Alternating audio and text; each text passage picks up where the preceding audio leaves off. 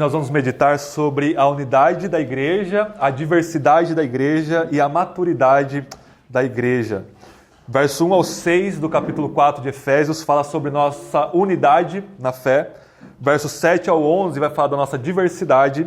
E verso 12 ao 16 vai falar de como isso contribui para que nós cresçamos em todas as coisas do nosso Senhor Jesus. Amém? É assim que nós vamos prosseguir essa manhã. Vamos ler então Efésios 4, verso 1 ao 16. Após a leitura, eu irei dizer: essa é a palavra do Senhor. Todos que creem respondam com amém. Nós iremos orar mais uma vez. Todos acharam? Carta de Paulo aos Efésios, capítulo 4, verso 1 ao 16, diz assim: Portanto eu, prisioneiro no Senhor, peço-vos que andeis de modo digno para o que fostes chamados, para o chamado que recebestes, e com toda a humildade e mansidão, com paciência, suportando-vos uns aos outros em amor, procurando cuidadosamente manter a unidade do Espírito no vínculo da paz. Há um só corpo e um só Espírito, como também fostes chamados em uma só esperança do vosso chamado. Há um só Senhor, uma só fé, um só batismo. Um só Deus e Pai de todos, que é sobre todos, por todos e está em todos. Mas a graça foi concedida a cada um de nós conforme a medida do dom de Cristo. Por isso se foi dito, subindo para o alto, levou cativo o cativeiro e deu dons aos homens. O que significa ele subiu, senão que também desceu às partes mais baixas da terra? Aquele que desceu é o mesmo que também subiu muito acima de todos os céus, para preencher todas as coisas. E ele designou uns como apóstolos, outros como profetas, outros como evangelistas e ainda outros como pastores mestres, tendo em vista o aperfeiçoamento dos santos para a obra do ministério e para a edificação do corpo de Cristo, até que todos cheguemos à unidade da fé e do pleno conhecimento do Filho de Deus, ao estado de homem feito, à medida da estatura da plenitude de Cristo, para que não sejamos mais inconstantes como crianças, levados ao redor por todo o vento de doutrinas e mentira de homens, pela astúcia na invenção do erro. Pelo contrário, seguindo a verdade em amor, cresçamos em tudo naquele que é a cabeça, Cristo. Nele, o corpo inteiro, bem ajustado e ligado, pelo auxílio de todas as juntas, segundo a correta atuação de cada parte, efetua o seu crescimento, para a edificação de si mesmo, no amor. Essa é a palavra do Senhor. Amém. Bem, vamos orar mais uma vez? Senhor, estamos diante da sua palavra, estamos nus diante dela. Ela é a espada que penetra na nossa alma e discerne nossas intenções e pensamentos. Que a sua misericórdia esteja conosco, o seu Espírito nos capacite a entendê-la, amá-la, vivê-la e praticá-la. Senhor, se antes nós estávamos cegos em trevas, mesmo agora com a sua luz nós padecemos de miopia espiritual. Nós precisamos que o Senhor cada vez mais nos limpe, nos dê uma visão cada vez maior, mais gloriosa de Ti mesmo. E que essa visão, pelo seu Espírito na sua palavra, venha nos transformar a sua imagem e semelhança. E que nisso o Senhor seja maximamente glorificado e nós sejamos maximamente satisfeitos na sua presença. É o que nós te pedimos nesta manhã, em nome de Jesus. Amém e amém. Irmãos, eu vim de Indaiatuba nesta manhã, e apesar de eu não conhecer vocês pessoalmente, alguns de vocês eu conheço, mas eu não conheço a comunidade como um todo.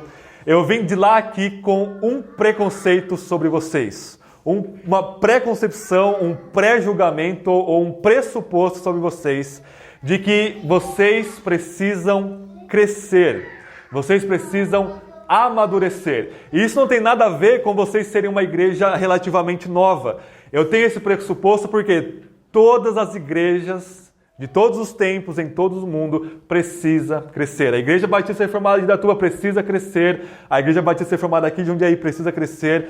E todos nós, individualmente, sempre precisamos crescer. E comunitariamente, todas as igrejas precisam amadurecer e crescer. Não existe um ponto que nós chegamos na nossa vida ou na nossa comunidade que a gente diga: olha, não existe mais nada para fazer, a gente pode estacionar, porque nós estamos muito bem, nós estamos muito maduros, a gente precisa manter o status quo. Se a gente pensa assim, o inimigo já nos enganou, já nos deu uma rasteira, e na verdade nós somos imaturos, porque nós sempre precisamos crescer. A perfeição, ela só é alcançada na vinda do nosso Senhor Jesus. E esse texto de Paulo, ele vai nos dizer exatamente isso. A igreja de Éfeso, lá no século I, que Paulo havia plantado, que ele permaneceu lá um bom tempo, ela precisava cada vez mais crescer. E todos nós precisamos amadurecer quanto cristãos e enquanto igreja. Paulo passa os 3 primeiros capítulos de Efésios mostrando para eles quão glorioso é o Evangelho, quão tudo está ligado em Jesus Cristo, não só todo o universo, mas nós que éramos mortos em pecados, Efésios 2, nós somos ligados a Jesus pela fé, pela graça de Deus, não pelas obras. Nós que éramos estranhos uns aos outros, judeus e não judeus, povo de tudo quanto é tipo de etnia, nós somos unidos em uma só fé, em uma só comunidade, num novo povo, um novo templo, que é a habitação do Espírito, Efésios capítulo 2, no finalzinho. E Paulo vai dizer em Efésios 3 que tudo isso é pela graça multiforme do Evangelho do nosso Senhor Jesus. E após passar 3 grandes capítulos expondo para nós as grandes verdades da doutrina do Evangelho, agora do capítulo 4 ao 6, ele vai focar um pouquinho mais nas questões práticas. Ele vai dizer que mostrar como que tudo no universo está centrado em Jesus, e aí o tema de Efésios é Efésios 1:10, onde vai dizer que o plano de Deus é, na plenitude dos tempos, fazer convergir em Cristo todas as coisas no céu e na terra. O que convergir é unir, se conflagrar, tornar o centro de todas as coisas Jesus Cristo, nosso Senhor. Ele vai mostrando como isso se dá na prática. Ou seja, se tudo no mundo, no universo, quando Jesus voltar, será unido a Ele, agora no tempo, a igreja é a expressão máxima dessa união gloriosa em Cristo Jesus. Ou seja, o que Deus vai fazer no universo quando Jesus voltar, Ele começa a fazer em nossas vidas, unindo cada um de nós em Jesus e também unindo a igreja numa só fé. E o que é isso na prática? Efésios 4 ao 6. E ele começa essa sessão prática, irmãos, mostrando para nós a unidade da igreja, a diversidade da igreja e como essa unidade e diversidade vai contribuir para o nosso crescimento. Então ele começa o verso 1 e 2 com uma introdução, um preâmbulo aqui dessa parte prática, bem sintética. Ele vai dizer o seguinte: portanto, vejam que portanto, então ele vai ligar aos 3 capítulos anteriores. Portanto, eu, prisioneiro no Senhor. Então Paulo estava preso em Roma quando ele escreve isso daqui. E ele escreve então da prisão Efésios, Colossenses, Filemão e Filipenses, para mostrar que apesar de ele estar preso, o Evangelho não está preso. Na verdade, a palavra de Deus sempre cresce e frutifica, apesar de qualquer coisa. Eu, preso no Senhor, peço-vos que andeis de modo digno para com o chamado que recebestes. Então ele vai começar a mostrar para nós o que significa nós andarmos de forma digna do chamado do Evangelho do nosso Senhor Jesus. Como? Verso 2: com toda humildade, mansidão, paciência, suportando uns aos outros em amor. Essas 4 coisas aqui, irmãos, elas são quase que invisíveis aos olhos carnais. É como se nós crescêssemos para baixo, igual raiz de árvore, né? Porque humildade, mansidão, paciência são virtudes que o mundo despreza e que igrejas que têm culturas mundanas em si despreza. Porque qual que é a cultura evangélica não bíblica dos nossos dias? A pessoa que se aparece mais, a pessoa que se mostra mais, a pessoa que está mais bem vestida, que mais faz coisa no culto, que mais é chamado para isso e para aquilo. Essa é a pessoa que a gente olha e fala: nossa, aquela pessoa é madura. Mas isso é uma mentalidade absurdamente pecaminosa e mundana. O que Paulo está dizendo é que se você quer ver uma pessoa verdadeiramente madura, parecida com Cristo, ela é humilde, ela não pensa muito de si mesma, ela sempre considera o outro superior a ela mesma, ela é paciente, ela é mansa no trato e ela suporta, ou seja, ela dá suporte para cada pessoa ao seu redor com amor. Ou seja, ela não é arrogante, ela não é mesquinha, ela não é autocentrada, ela não é egoísta, ela é absolutamente o oposto disso. Ela ama de fato e esse amor se traduz em humildade, mansidão e paciência. E aí o verso 3 ele diz: procurando cuidadosamente manter o quê? A unidade do Espírito no vínculo da paz. Ou seja, uma pessoa madura e uma igreja madura, ela vai cuidadosamente, de forma minuciosa, procurar manter a unidade do Espírito no vínculo da paz. E o verso 4 ao 6, irmãos, ele é maravilhoso demais, porque ele está fundamentado no texto que a gente leu no começo do culto, Deuteronômio 6, 4. O que é Deuteronômio 6, 4, irmãos? Moisés ele vai resumir ali todo o seu ensino, e ele vai chamar Israel para obedecer a Deus. Ele vai dizer: ouça, ó Israel. E em hebraico nós temos Shema. O Shema, que é o nome do texto de Deuteronômio 6,4, não significa apenas ouvir ou captar alguma informação ou quantificar palavras. Ou seja, eu estou ouvindo, vocês estão me ouvindo, está entrando aí no ouvido de vocês, o cérebro de vocês está decodificando minhas palavras, vocês estão entendendo. No Antigo Testamento, ouvir não é apenas entrar o som das palavras no nosso ouvido, como é na nossa cultura hoje.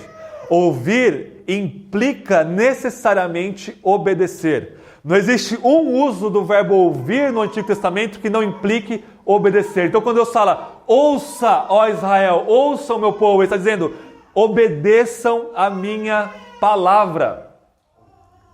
Ouça, ó Israel.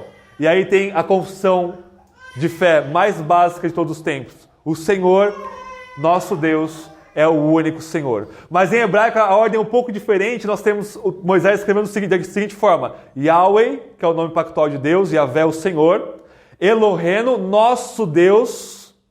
Depois ele repete, Yahweh, o Senhor, e ele usa a palavra Ehad, é um. Então o texto, traduzindo literalmente, é: ouça, ó Israel, o Senhor, nosso Deus, o Senhor é um. Mas Ehad, esse um, não significa que ele é uma pessoa. Por quê? Porque o próprio Moisés usa essa palavra pela primeira vez lá em Gênesis 2, quando Deus cria Adão e Eva, e aí Adão compõe um poema para sua esposa, dizendo: agora sim eu achei a minha companheira, a osso dos meus ossos, carne da minha carne, e ele vai dizer: deixará o homem, o seu pai e sua mãe, unir-se-á à sua mulher, e os dois serão o quê? Uma só carne, Ehad. Ou seja, quando nós nos casamos, não quer dizer que o homem e a mulher se tornam uma só pessoa, eles se fundem em um ser único. Não, quer dizer que no casamento existe uma unidade espiritual inquebrável, íntima e profunda. Ou seja, os dois são um só, espiritualmente falando, estão unidos em si mesmo. Então, não é uma mentalidade grega, numérica, que nós estamos acostumados, mas na mentalidade hebraica de Moisés, significa uma unidade profunda e pessoal. Então, quando o texto diz o Senhor é um, quer dizer que o Senhor é um, só existe um Deus, ou seja, todos os deuses do Egito, pelo qual Moisés está escrevendo para os israelitas que saíram de lá, 4 séculos escravizados, não são falsos, existe um só Deus, e esse Deus é uma unidade. Não quer dizer que ele é uma pessoa, mas que dentro da divindade existe uma unidade absoluta, inquebrável, infinita, eterna e não contraditória, harmoniosamente bela. Isso é muito importante. E o que isso tem a ver com maturidade? Israel, irmãos, quando ele sai do Egito, quando Deus liberta eles, Israel é como se fosse um novo Adão coletivo. As mesmas coisas que Deus disse para Adão lá em Gênesis, para ele frutificar e crescer, Êxodo capítulo 2 e 3 vai mostrar que Israel frutificava e crescia mesmo no meio da escravidão. Moisés está mostrando para nós que Deus está retomando agora o seu povo. Agora o Adão ele é um povo só, o Adão corporativo. E quando ele sai do deserto, quando Deus liberta eles, Israel no deserto é como se fosse um menino. O profeta Oséias, por exemplo, vai falar que Israel no deserto é uma criança que precisa receber a lei. Então eles passam ali alguns meses antes de chegar no Monte Sinai para receber a lei. E nesse período eles murmuram contra Deus, eles blasfemam contra Deus, pedem carne, querem voltar para o Egito. E Deus trata eles com muita paciência. Deus dá carne, Deus dá o maná, Deus dá água para eles. Da rocha ali que Moisés fala para a rocha. E Deus vai tratando eles com muita paciência porque eles são um menino, uma criança. Só que a partir do momento que eles chegam no Monte Sinai, que eles recebem a lei que o irmão Fernando deu para nós hoje, agora eles precisam crescer. E depois que eles saem do Monte Sinai e peregrinam no livro de Números até a Canaã, Deus vai tratar eles com mais severidade, porque agora eles têm lei, têm conhecimento e eles precisam se amadurecer. E os mesmos pecados que eles cometem antes e não são punidos, murmuração, querer voltar para o Egito, agora eles são punidos e aquela geração inteira morre no deserto, exceto Josué, Caleb e Moisés, que morreria um pouco depois. Então quando Deus fala, ouça, ó Israel, ó Adão corporativo, ele está dizendo, você precisa amadurecer e crescer. E qual que é a obediência? Verso 5 de Deuteronômio 6. Amarás o Senhor teu Deus com todo o seu coração, com toda a sua alma e com todas as suas forças. O que isso tem a ver com... Por que Paulo vai fundamentar isso na maturidade cristã? Ele vai usar esse texto num outro texto dele. Abram comigo rapidamente, 1 Coríntios capítulo 8. 1 Coríntios é uma carta que Paulo escreveu antes dele escrever Efésios, ali alguns anos antes. E ele já vai usar o Shema, Deuteronômio 6,4, para fundamentar uma doutrina e um ensinamento sobre maturidade cristã aqui na igreja de Corinto, que era muito imatura em todos os níveis. E aí, o que Paulo faz aqui em 1 Coríntios 8? Ele vai citar o Deuteronômio 6,4 com comentários. E ele é absolutamente livre para fazer isso, inspirado pelo Espírito, assim como Moisés era. Vejam comigo o verso 6. 1 Coríntios 8, 6 diz assim: no entanto, para nós, e aí ele cita Deuteronômio 6,4, há um só Deus. Comentário de Paulo: o Pai, de quem todas as coisas procedem e para quem vivemos. Aí ele cita de novo Deuteronômio 6,4.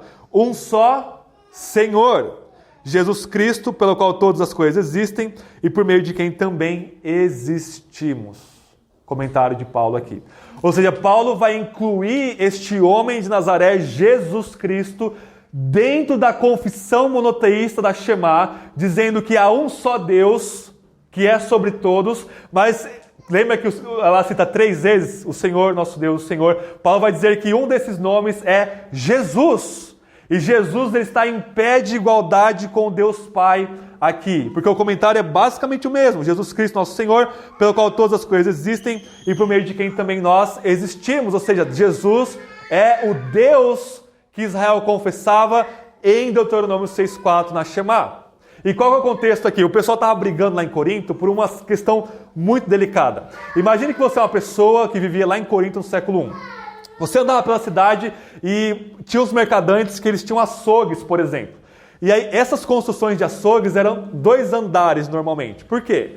Porque no segundo andar, o dono lá do açougue, que era um pagão, um romano da época, que acreditava ali nos deuses romanos, em Zeus, Afrodite, Apolo e tudo mais, ele subia no segundo andar e lá era um mini templo pessoal dele aos deuses pagãos. Ele pegava um boi ou qualquer animal que seja, levantava num guindaste da época, e ali ele abria com uma faca a barriga desse animal e ele era batizado com o sangue daquele animal. Era um ritual pagão, aos nossos ouvidos é muito horroroso, mas era absolutamente normal. Era igual a Netflix hoje, era muito normal. Não que a Netflix seja tão pagã, mas só para vocês verem que a ideia é de algo muito comum. Né?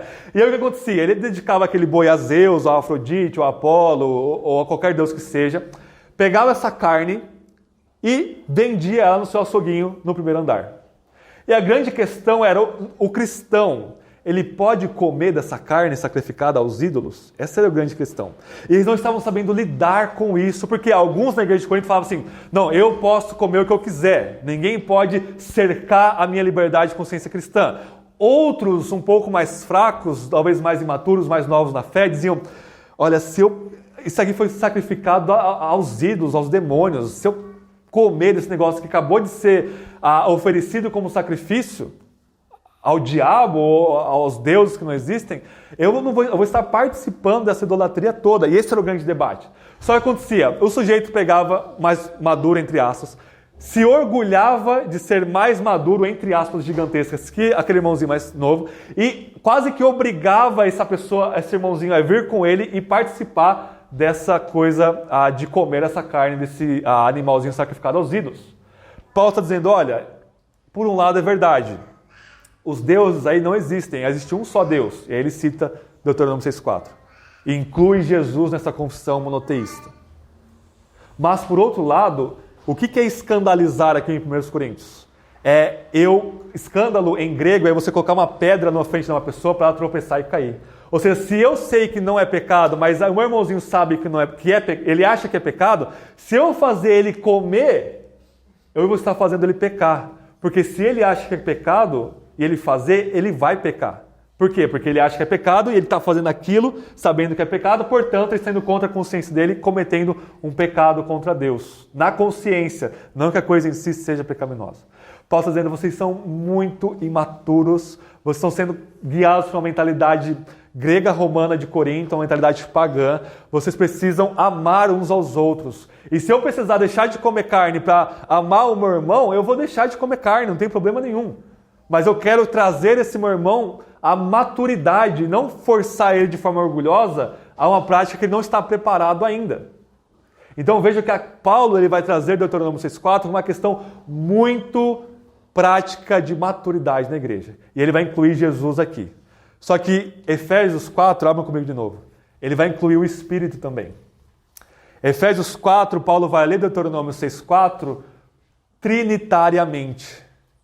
Ele vai trazer a confissão a um só Deus, só que ele vai aplicar isso ao Espírito, ao Jesus e a Deus com os seus comentários. Vamos ver, verso 4, diz assim: há um só corpo e um só Espírito. Quando Paulo fala a um só Espírito, ele está trazendo Deuteronômio 6,4 à mente. E aí qual que é o comentário? Como também fossem chamados em uma só esperança do vosso chamado. Ou seja, o Espírito é aquele que nos chama à fé, nos chama a essa nova vida em Cristo. E por isso há um só corpo, há uma só igreja. Há uma só igreja composta por rebeldes, indignos, que todos nós somos, e pessoas de tudo quanto é tipo de jeito, mas nós somos um só corpo, porque existe um só Espírito. O mesmo Espírito que habita em mim, habita em cada um de vós, nos tornando um só corpo no Senhor Jesus. Assim como Adão e Eva eram um só, nós somos um só no Espírito. Verso 5, perdão. Há um só Senhor, e aqui é óbvio que é Jesus. E aí o comentário de Paulo, uma só fé e um só batismo. Essa fé aqui não é a fé subjetiva que eu coloco em Jesus, ainda que isso seja verdade, mas é uma fé objetiva. Fé aqui para Paulo é o conjunto de verdades essenciais que nós cremos. Há uma só fé cristã que nós compartilhamos. Ou seja, não basta nós termos um só corpo, nós precisamos ter um só conjunto de verdades a qual nós depositamos a nossa confiança, a qual nós dedicamos nossa vida a vivê-la. Há uma só fé, um só batismo, todos nós somos batizados em Cristo e passamos pelo batismo nas águas. Verso 6, um só Deus e Pai de todos, que é sobre todos, por todos e está em todos. Irmãos, isso aqui é belíssimo porque Paulo vai fundamentar a unidade da igreja na unidade de Deus. Ou seja, Deus é 3 pessoas, Pai, Filho e Espírito, 3 centros de consciências distintos, mas Ele é um só. Ou seja, tudo que se é dito do Pai, se é dito igualmente do Filho e se é dito igualmente do Espírito. Não existe nada, nenhuma vírgula na essência da divindade que não é compartilhada pelos 3. É por isso que eu não gosto dessa coisa de numerar a trindade. Ainda que seja didaticamente possível, né? O Pai é a primeira pessoa, o Filho é a segunda e o Espírito é a terceira, você não pode fazer isso e ter uma mentalidade de hierarquia no ponto que Deus Pai está lá em cima, o Jesus é um Deus um pouco menor e o Espírito é um pouco menorzinho, mas os 3 estão acima de tudo. Não, eles são absolutamente iguais. Eles têm o mesmo pensamento porque são oniscientes. Eles têm o mesmo poder porque são onipotentes. Eles preenchem todas as coisas porque os 3 são onipresentes. Amor, santidade, sabedoria e tudo que se é dito de Deus na Bíblia é aplicado de forma igual e infinita ao Pai, ao Filho e ao Espírito Santo. E isso, Deus triuno nos chama a participar dessa comunhão intratrinitária. E Ele vai criar um povo que reflete a sua realidade eterna e infinita dentro das relações de pessoas entre o Pai, o Filho e o Espírito. Ou seja, o que nós vivemos aqui na igreja não é apenas um amontoado de gente que não tem o que fazer pelo domingo de manhã e que vem aqui e gosta de cantar e ouvir alguém falando. Não. Toda vez que a igreja se reúne, aonde quer que ela esteja, seja numa casa, num salão, num buraco, numa caverna, num palácio que seja, ali está o reflexo da unidade de Deus. E quanto mais nós conhecemos Deus, Pai, Filho e Espírito, mais nós amamos nossos irmãos e mais nós vamos buscar cuidadosamente a unidade do Espírito. Então, irmãos, a unidade da igreja ela não pode ser fabricada por homens. Ela não pode ser produzida por artifícios humanos. Quando uma comunidade se junta, mas não é uma igreja real, ela vai tentar produzir uma unidade exterior, superficial, ímpia, mundana e pecaminosa. Ou seja, todo mundo aqui vai ter o mesmo corte de cabelo, vai usar o mesmo tipo de roupa, vai falar a mesma linguagem gospel, vai assistir a mesma coisa ou deixar de assistir a mesma coisa. O que é isso? É o homem tentando fabricar uma comunidade uma unidade comunitária com base nas suas próprias forças, artimanhas e idolatria, porque isso é idolatria no final das contas. Mas quando nós temos uma igreja, uma comunidade local de verdade, bíblica, viva no Evangelho, não é nós que fazemos, o próprio Deus vai nos juntando em uma unidade de fé. Porque nós, inevitavelmente, o Espírito vai trabalhando em nós, em toda a simplicidade, nos dando humildade, nos dando paciência, nos dando amor, para refletirmos a realidade última e transcendente de Deus, que é um e três, unidade e diversidade. A igreja vai refletir essa glória. Amém? Então, que as nossas igrejas não sejam artificialmente unas, mas que aquilo que nos una seja a confissão num Deus que é trino e que nos transforma e molda essa comunidade. A nossa unidade eclesiástica de igreja, ela é trinitária. Amém? Esse é o primeiro ponto de Paulo aqui. Agora, o segundo ponto, dado esse fundamento absoluto na unidade da Trindade na igreja, ele vai começar a falar agora que, ainda que exista uma unidade inquebrável, absoluta e transcendente na igreja, existe também uma diversidade muito grande. Verso 7 ao 11 vai nos dizer dessa diversidade. Ele começa com mas aqui no verso 7. Mas, ou seja, não contradizendo, mas complementando. Ou seja, não existe só unidade na igreja, existe também uma diversidade incrível. Mas a graça foi concedida a cada um. Ele vai individualizar o dom da graça de Deus aqui, conforme a medida do dom de Cristo. Por isso foi dito, subindo para o alto, levou cativo o cativeiro e deu dons aos homens. Paulo está citando aqui Salmo 68. Eu vou resumir para vocês porque é um salmo um pouco grande, um dos salmos mais difíceis do saltério bíblico, mas ele vai fundamentar a sua doutrina da diversidade da igreja no Salmo 68. Subiu ao céu, ao alto, levou cativo e cativeiro e deu dons aos homens. O que está acontecendo no Salmo 68?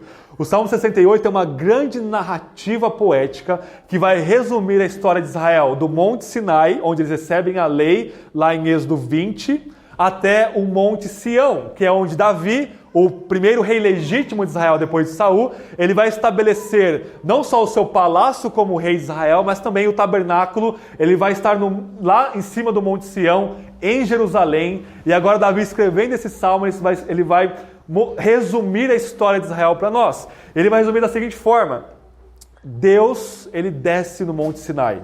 Êxodo 19. O Monte Sinai fumega, troveja, som de trombetas, porque a presença de Deus está manifesta ali no Monte Sinai.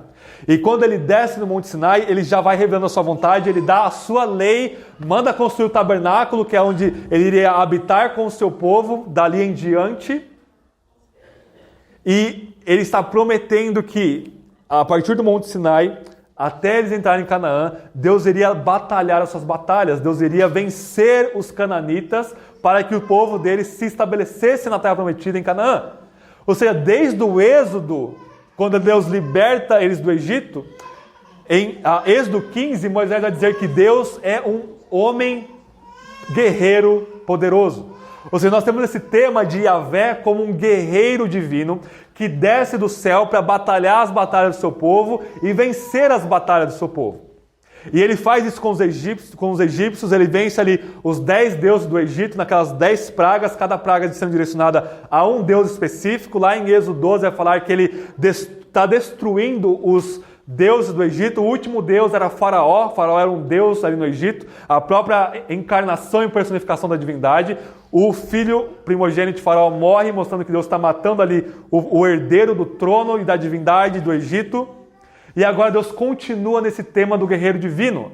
Ele iria descer no Monte Sinai, habitar no tabernáculo, e aonde o tabernáculo fosse, Deus estaria ali guerreando com eles. E foi isso que aconteceu. Apesar dos pecados de Israel, Deus batalha, ele vence os cananitas, a Jericó cai com a liderança de Josué, e eles vão vencendo. Até que na época de Davi ainda havia inimigos, e Davi suja as mãos muito com sangue, porque ele precisa derrotar os seus inimigos. Então Davi, ele corporifica na sua própria biografia, na sua própria história, essa história de Deus lutando com o povo. Ou seja, Davi só venceu os seus inimigos, os inimigos de Israel, e o próprio Saul, porque Deus estava batalhando com eles. E aí Davi escreve esse salmo maravilhoso, dizendo, olha, Deus desce no Monte Sinai, vai vencer os nossos inimigos, só que agora ele está num novo monte, no Monte Sião. E quando Deus sobe no Monte Sião, ou seja, quando o tabernáculo é levado lá para cima de Jerusalém, a presença de Deus desce ali. Depois o filho dele, Salomão, constrói o templo ali naquele lugar. E nós temos então Davi dizendo, Yahvé que tinha desceu no Monte Sinai, estava conosco, agora ele subiu ao alto. E ele vai dizer, todos os montes da terra estão com inveja desse monte, do Monte Sião, porque Yahvé escolheu esse monte para habitar nele. E então ele traz homens cativos, porque à medida que ele vai vencendo, ele vai trazendo todo mundo cativo a si mesmo, e ele dá dons aos homens. O que Paulo está dizendo de forma muito profunda para nós e para os Efésios é que Jesus é Yahvé, o guerreiro divino. Jesus é aquele que desce no Monte Sinai, liberta Israel do Egito e está com Israel para conquistar Canaã. Ele é aquele que habita no tabernáculo e no templo lá em Jerusalém, no Monte Sião. Ele é o Deus que se revela no Antigo Testamento. Mas agora, tudo isso, toda essa narrativa do Antigo Testamento se cumpre de forma perfeita e final. Quando Yahvé se torna homem, ele desce das regiões mais baixas da terra, isso significa que ele se torna homem na humilhação da encarnação, numa manjedoura, e ele vai descendo até a morte de cruz, é Filipenses 2, e lá na sepultura, 3 dias do seu corpo sepultado, ou seja, no mais baixo que a divindade poderia ir, morrendo por nós, ele ressuscita, vence a morte, vence o diabo, vence nossos pecados, sobe à direita de Deus como homem, e agora como Deus e homem ele se assenta no trono de Deus, à destra de Deus, e governa todas as coisas pela palavra do seu poder. Ou seja, Jesus ele já era rei do universo como Deus antes, mas agora como homem, como o novo Adão, como rei de Israel, como o filho de Davi, como o homem pela primeira vez, ele se assenta à destra de Deus na dimensão celestial invisível, cercado por anjos, e como o homem, ele se torna rei dos reis, senhor dos senhores, e ele controla cada galáxia distante, cada poeira, cada milímetro da história humana está debaixo dos seus pés. E Paulo vai dizer, essa narrativa é tão gloriosa que quando ele sobe à direita de Deus, como o guerreiro divino que venceu todas as coisas, eliminou todos os nossos inimigos de forma inaugural na sua cruz e ressurreição. Ele nos dá dons. Ele derrama o seu Espírito na igreja lá em Atos 2. E o Espírito agora vai ministrando esse poder do Cristo ressuscitado e triunfante e exaltado. E ele dá dons a cada um de nós. Aqui em Efésios 4, ele vai especificar alguns dons de apóstolos, que são o fundamento da igreja do Novo Testamento, profetas, que é o Antigo Testamento, essa está a base. Ele vai falar de evangelistas, de pastores mestres.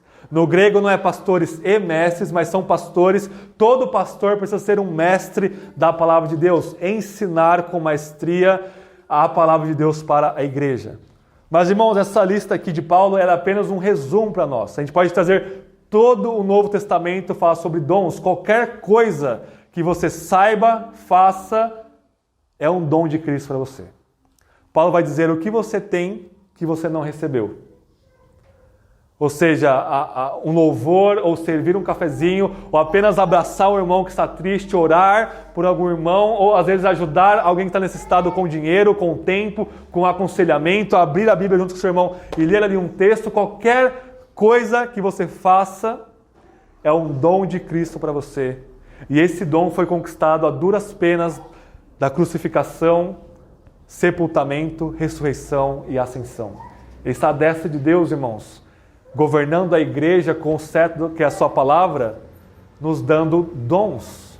E nesses dons nós temos diversidade. Cada um sabe e faz coisas diferentes.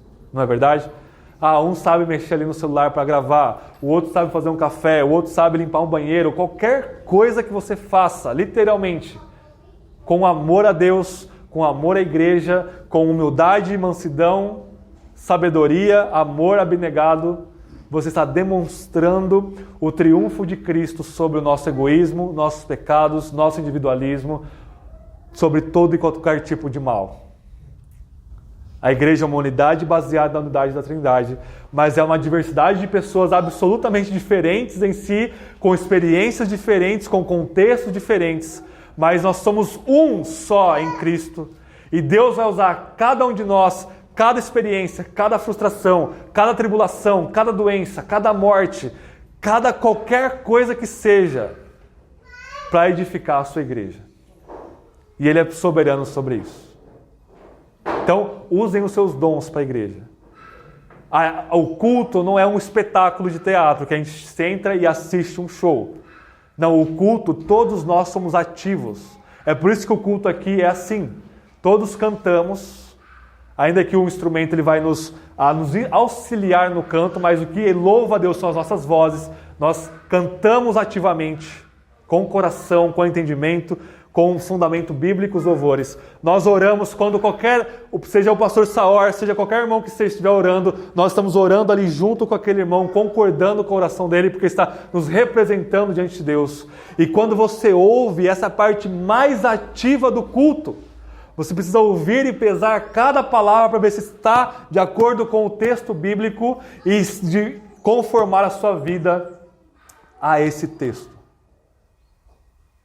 Isso é um culto bíblico nessa diversidade que nós temos. Use os seus dons, seja qualquer que seja. Não existe nenhuma pessoa aqui e nenhum cristão na história que não tenha um dom. Está respirando? Isso é um dom de Cristo para você. Use esse fôlego para você servir a igreja. E essa unidade de diversidade, voltem lá para Efésios 4, se vocês saíram, ela tem um propósito, que é a nossa maturidade cristã. Verso 12. Tendo em vista, ou seja, o propósito do que, irmãos? De Deus criar uma comunidade que reflita a sua realidade divina de unidade e diversidade. A finalidade de Cristo ter morrido, ressuscitado, estar à direita de Deus, ter derramado o seu Espírito sobre nós e dar-nos dons, é qual? O aperfeiçoamento dos santos, para a obra do ministério e para a edificação do corpo de Cristo. Ou seja, Deus fez tudo isso para que, enquanto nós não nos encontramos com Ele pela morte ou pela vinda de Cristo, nós cresçamos em todas as coisas. Deus arquiteturou tudo isso e faz que todo o universo conspire para o nosso bem, e esse bem lá de Romanos 8, 28 é sermos conformados à imagem de Cristo, que é crescermos em maturidade cristã, tendo em vista o aperfeiçoamento dos santos. Não que nós sejamos perfeitos aqui, mas nós sempre crescemos neste alvo de nos tornarmos parecidos com Cristo. Verso 13. Até que todos cheguemos à unidade da fé e do pleno conhecimento do Filho de Deus, à medida da estatura da plenitude de Cristo. Isso só na eternidade nós vamos alcançar. Nós seremos à medida da estatura da humanidade de Cristo. Nós vamos atingir esse alvo supremo da nossa maturidade sem pecado aqui, com uma alma ressuscitada, com um corpo glorificado, sem tentação externa, com a presença do próprio Pai, Filho e Espírito, que vai renovar este universo, este mundo, sem mal, sem diabo e seus demônios, sem lágrimas, sem pecado. Nós vamos atingir isso na eternidade. Mas enquanto isso, uma evidência que você vai participar dessa estatura perfeita de Cristo é se você já está começando a crescer aqui e agora, no tempo e no espaço, deste lado da queda e da eternidade. Verso 14. Para que não sejamos mais inconstantes como crianças. Ou seja, se você quer saber se você está maduro, você tem constância na sua vida? Minha filha tem 2 anos e 9 meses e meu filho vai fazer 2 meses agora. Por isso que minha esposa não nos acompanhou, ele nem tomou as vacininhas ainda, né? E minha filha, por mais maravilhosa que seja, uma hora ela está muito bem e outra hora ela dá aquela birra, aquela esbravejada. A gente tem que disciplinar, ensinar na palavra do Senhor. E eu preciso saber que ela é uma criança ainda.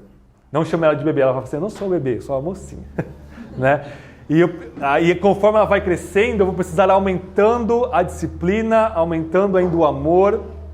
E aí não se escandalizem, porque a Bíblia fala que se você não disciplina o seu filho com a vara, você não está amando o seu filho. Porque o Senhor nos disciplina, Ele disciplina todos os filhos que ama, assim também pais e mães que entendem isso, vão com amor, com paciência, sem braveza, sem ira, chamar o seu filho e discipliná-lo fisicamente, orar com ele, falar que ama ele, e esse é o único remédio para pecado que se manifesta em birra e em mimo, que o mundo vai te condenar, quase te colocar na cadeia. Okay? Eu estou dizendo isso porque Deus nos disciplina para que nós não sejamos como crianças, inconstantes, não entende completamente uma frase, ou entende e esquece amanhã, você fala, ele esquece de novo, você fala, esquece de novo, é próprio da criança, não tem como ela ser diferente disso. Deus quer que nós sejamos homens e mulheres maduros. Continuando o texto. Para que não sejamos mais inconstantes como crianças, levados ao redor por todo o vento de doutrina, pela mentira dos homens e pela sua astúcia na invenção do erro. Ou seja, se qualquer coisa que você ouve, você já acredita, por mais... Você fala, não, isso foi muito bem argumentado, isso faz muito sentido internamente, isso tem muita coerência. Toda mentira tem coerência interna. Ela só não tem coerência com a realidade e com a palavra de Deus. Você precisa se firmar na verdade do Evangelho para você não acreditar em mentiras dos homens. Se eu falar um A fora da palavra de Deus, eu vou ser julgado pelo próprio Deus e vocês não devem me ouvir absolutamente. Os falsos profetas Antigo e Novo Testamento precisam ser julgados e expulsos da igreja. E essa é uma das funções dos pastores da igreja, mas também de toda a igreja, em ouvir a sã doutrina. Porque se nós temos o mesmo Espírito, e o Espírito produziu a palavra de Deus, inspirou a palavra de Deus dos profetas e apóstolos, é Ele que está falando conosco agora. E o Espírito que habita na comunidade testifica a pregação do Evangelho. Agora, isso é feito comunitariamente. Você não pode levantar individualmente e falar, não, eu não acredito no que está falando aí, a minha interpretação é diferente, eu acredito que Jesus não é Deus, o Espírito é apenas uma força. Você está se colocando para fora da comunidade do Espírito. Paulo está dizendo, vocês precisam ser maduros para não ser menininhos. Verso 15, pelo contrário, seguindo a verdade em amor, cresçamos em tudo naquele que é a cabeça, Cristo. Nele o corpo inteiro, bem ajustado e ligado, pelo auxílio de todas as juntas, segundo a correta atuação de cada parte, efetua o seu crescimento para a edificação de si mesmo no amor. Tem um pregador, não da nossa tradição, ele é pentecostal do século passado, mas ele vai dizer que a vida cristã é como um avião. Se você não está avançando, você está caindo. Não existe planar, ficar parado no meio do caminho. Ou seja, ou você está avançando, lendo a sua Bíblia diariamente, orando diariamente, fazendo culto com a sua família diariamente, crescendo diariamente, ainda que de pouquinho em pouquinho, ao ponto de que você não está percebendo o seu crescimento, mas quem olha para você e vê a sua vida hoje, de um ano atrás, vai perceber que você amadureceu muito, você está mais amoroso, mais paciente, mais parecido com Cristo, ainda que seja um pouco. Se você não está avançando nesse sentido, você está caindo. Se você para de ler sua Bíblia, para de orar, mingua na sua presença nos cultos, na sua solidez de vir aos cultos, você não está parado no tempo. Você está caindo. Você está em pecado. O pecado vai tomar a sua mente, tomar o seu coração, tomar a sua vida, tomar a sua família e vai te destruir. Daqui a pouco você está fora da igreja, você diz, nossa, mas o que aconteceu? Eu era tão fervoroso. Você parou das coisas básicas que Deus nos deu para o crescimento. Comunhão com a igreja, servir a igreja, não existe crescimento fora disso daqui, da igreja, e os meios de gasto que Deus nos deu. Bíblia, oração, que são as coisas mais simples, mas as mais difíceis de fazer do mundo, você só faz se o Espírito te capacita e empodera para isso. Amém, irmãos? A minha oração e meu desejo é que todos nós, principalmente eu, sabendo que sou o principal dos pecadores e vocês sabendo disso na realidade, cada um de vocês, cresçamos no Evangelho. Vocês vão se tornar igreja, vocês já são igreja, amém? Vocês vão formalizar isso. O Saor já é pastor, mas vai formalizar isso no começo de março. Se Deus quiser, eu vou ter a alegria de estar aqui também, ou onde quer que seja, né? Mas não é isso que vai ditar o crescimento de vocês. Não é número também. Por mais que nós oramos para que a igreja cresça numericamente, o mais importante é nós crescermos qualitativamente, espiritualmente. Pode ter 5 pessoas aqui na igreja, mas são 5 crentes que se amam, que são humildes, que oram, que evangelizam, que pregam a palavra, que vivem e que se dão uns pelos outros.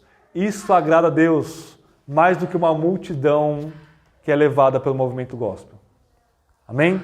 Que a Igreja Batista Reformada aqui de Jundiaí se firme nisso e cresça nisso, assim como vocês são expostos a isso a todo domingo.